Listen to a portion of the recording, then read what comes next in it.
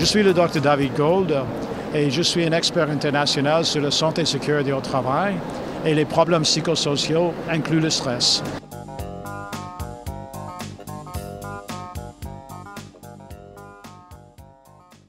En Europe générale ou bien dans le monde, il y a, pour moi, dans les années que je suis dans la santé et sécurité au travail, je vois que la santé, c'est un peu le petit frère de la sécurité. Et puis, on parle toujours de santé et sécurité au travail, mais on parle plutôt de sécurité assez souvent. Et maintenant, plus en plus, il y a les pays ou les endroits dans les pays où maintenant on commence à adresser la santé parce qu'il y a certains facteurs aujourd'hui, certains éléments aujourd'hui qui indiquent qu'il faut faire plus en plus attention vers la santé. Par exemple, la population générale se vieillisse. Il y a le vieillissement de la population, il y a les maladies non transmissibles qui sont en train d'augmenter, comme le diabète type 2, comme les maladies cardiovasculaires. Il y a les conditions qui, c'était toujours là, mais de temps en temps, les gens sont plus au courant. C'est par exemple le stress ou bien la violence au travail. Donc, il y a des choses liées avec la santé. Alors, certains pays, traditionnellement, ils ont prêté beaucoup d'attention, ils ont fait beaucoup d'attention vers la santé au travail.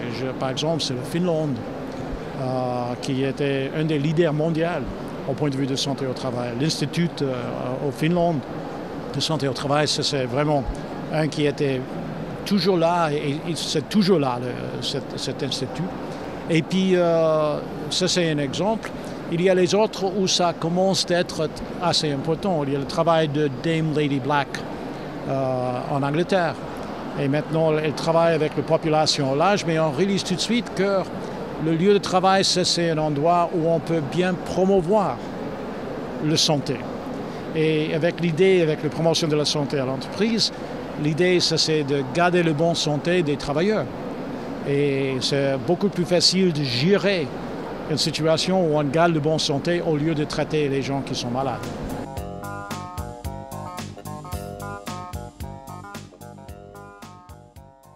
Il y a plusieurs aspects de la santé et moi je vais parler d'un aspect, c'est la promotion de la santé au travail. Et ça c'est un élément de santé au travail. Et on sait bien qu'il y a des exemples assez concrets au point de vue de qu'est-ce que c'est la motivation pour un employeur ou même un employeur avec son syndicat et avec tous les éléments qui jouent à l'entreprise. Qu'est-ce que c'est la motivation pour l'employeur pour le faire?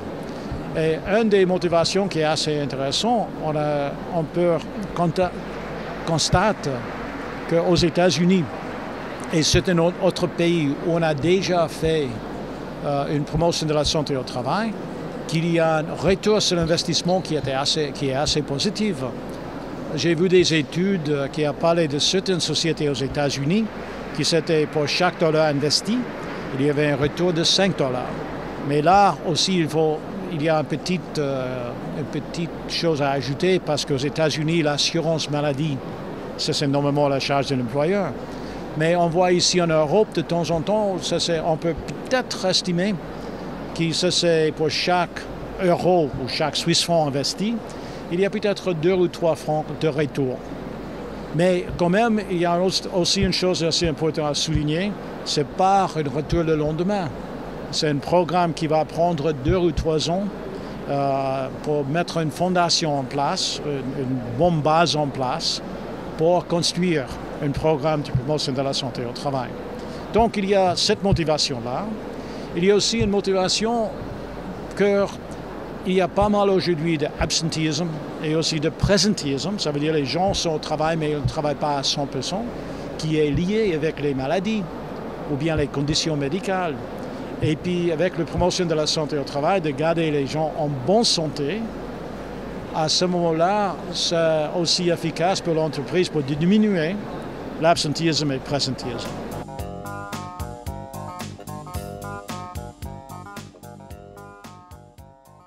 Le stress, c'était là depuis beaucoup de temps, depuis on était être humain, je pense.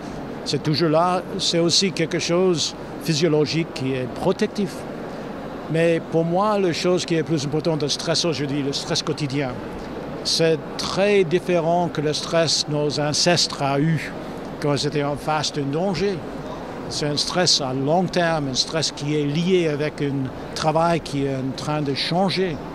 Et donc pour moi, la chose qui est plus importante, que les gens commencent à construire une résilience, une capacité de connaître qu'est-ce que c'est le stress et comment il peut être fort pour gérer la possibilité de son stress.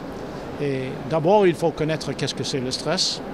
Et aussi, deuxièmement, comment on peut gérer son propre stress et comment on peut assurer que les gens qui travaillent à côté de moi n'est pas stressés non plus. Mais le clé pour moi, c'est la résilience.